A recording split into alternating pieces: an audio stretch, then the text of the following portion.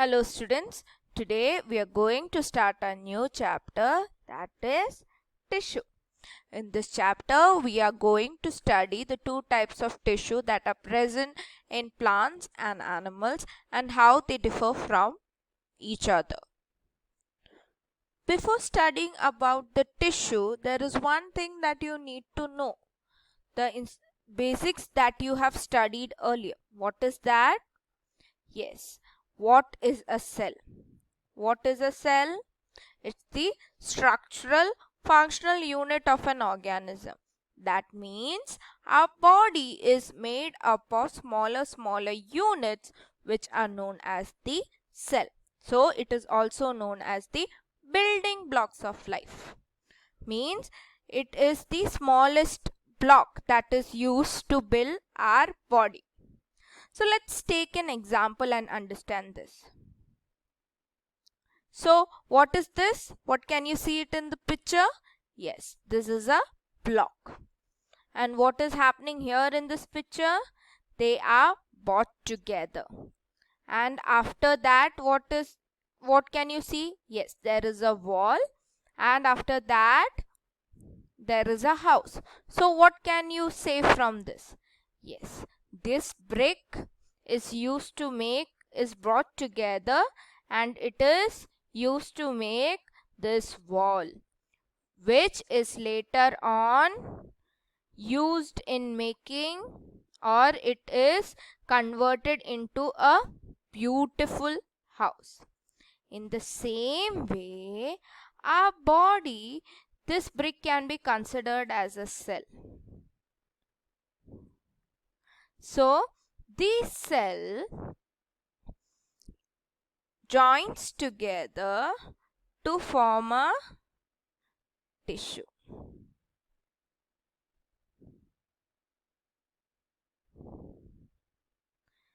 This tissue joins together to form a organ. And this organ joins together, or they are structured in such a way, and it forms an organism.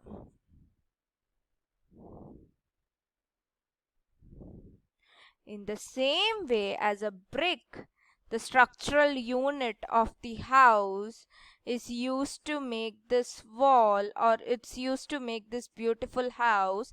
In the same way, our structural unit, that is cell, is used to make our whole body, or is used to make the organism. Now, in this chapter, we'll be mainly focusing on the tissue. What is tissue and what are the various types of tissue present around us. So, let's see what's a tissue. Yes, what is a tissue? Tissue is a group of cells having similar structure and function. So, what happens? Tissue is a group of cells. They are not single cell. They are many cells that are joined together to perform a similar function. So, the main thing you might be asking, is plants tissue and animal tissue similar? So, is the function of plant and animal same? No. Plant needs to collect its food, or it needs to take the food. It doesn't move, while animal move. So as animal move, what do they require? They require muscle cells to move. As plants do not require muscle cells, they doesn't move, they do not require muscle cells. They require other cells for transporting food from the roots to each and every part. So the tissues, we can say that the tissues in animals and plants are totally different. Now in this video, we'll be mainly focusing about the plant cell, how it is different from the animal cell tissue, and the various differentiation of plant tissue. Now, how is a plant tissue different from animal tissue? So, plant do not move from place to place. As they do not move from place to place, they do not require muscular tissues, right?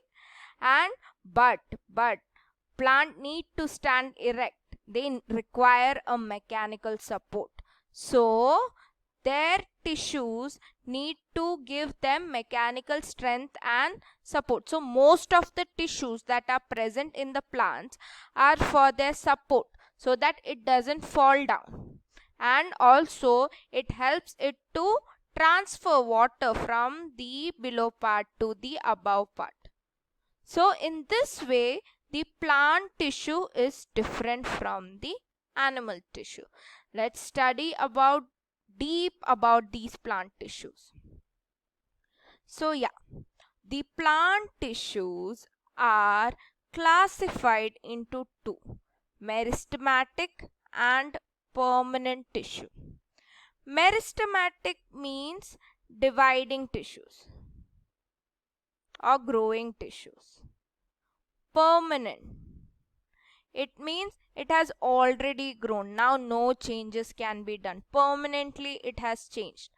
So this meristematic tissue is further classified into apical meristem, lateral meristem and intercalary meristem. And the permanent tissue is being classified into simple and complex, where the simple tissues are further classified into parenchyma, collenchyma, sclerenchyma. The sclerenchyma, which is then further classified into fibers and sclerites, and the complex are further classified into xylem and phloem. So today we'll be mainly focusing on this part, that is the meristematic tissue. So what is a meristematic tissue? It's a tissue that has the ability to divide and grow continuously. This part of the tissue, it keeps on growing. This part helps in the growth of the plant. As you can see, with the year passing, the width as well as the length of a plant increases. That's because this meristematic tissues are present in the plant. So what happens after the cell is divided continuously? They get converted into permanent tissue. So what happens? This meristematic tissue, they grow to a certain level. They divide itself to a certain level, and after that they convert themselves into the permanent cell or permanent tissue. Now, the meristematic tissue, what are the characteristics of meristematic tissue? They are thin and elastic, and their cell wall is made up of cellulose. You know what is cellulose? We studied it in the cell chapter, right? So these cells of meristematic tissues are thin and elastic. As they are growing, they are more elastic and they are primary cell.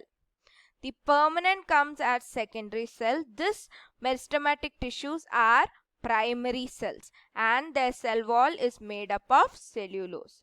And their shape may be round, oval, polygon, rectangular, in any shape. They can be in any of the given shape. And if you see this is a meristematic tissue. The space between them is really less. There is no space. They are compactly arranged. They are arranged near to each other. So they don't have any intercellular space. What do you mean by intercellular space? Yes, the space between the cell. So they do not have any intercellular space, and their cytoplasm is dense.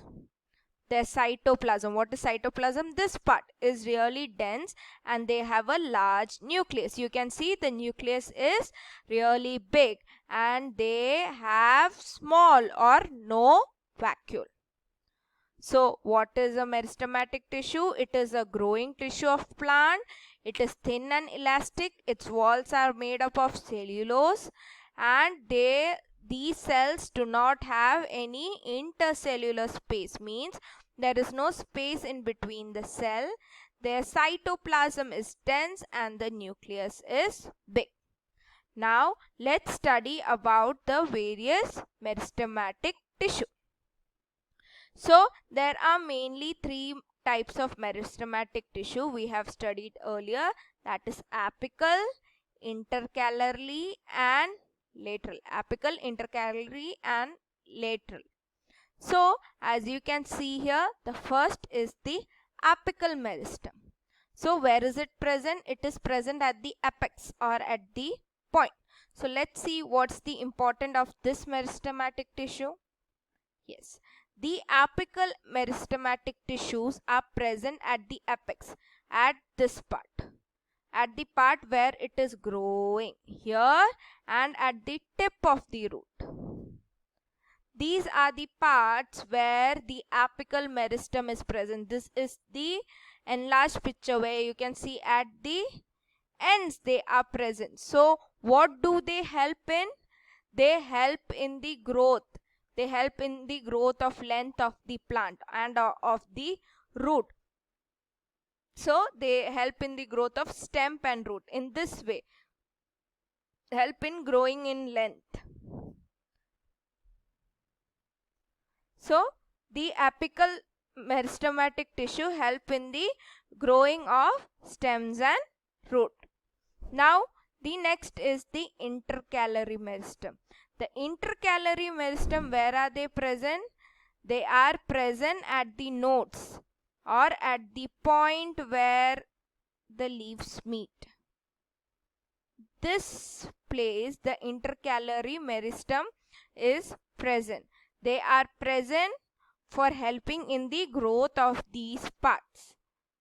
So this also help in the growth of the leaves, nodules and everything. The intercalary meristem.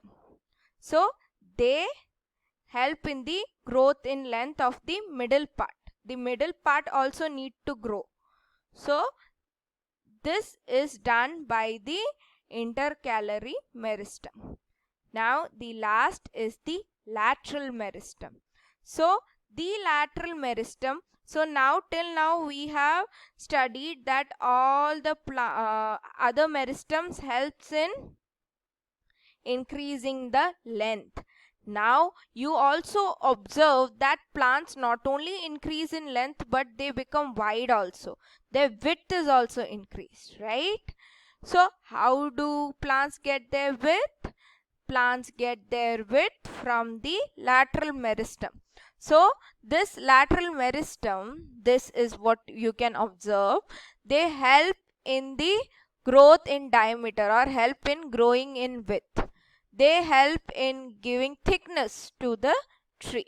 So there are two types, the vascular cambium and the cork cambium. So today we studied about meristematic tissue and the three types of meristematic tissue, that is apical, lateral and intercalary, and where they are found and their function. We also studied about how plant tissue and animal tissue are different from each other. I hope you all understood. Thank you and have a nice day.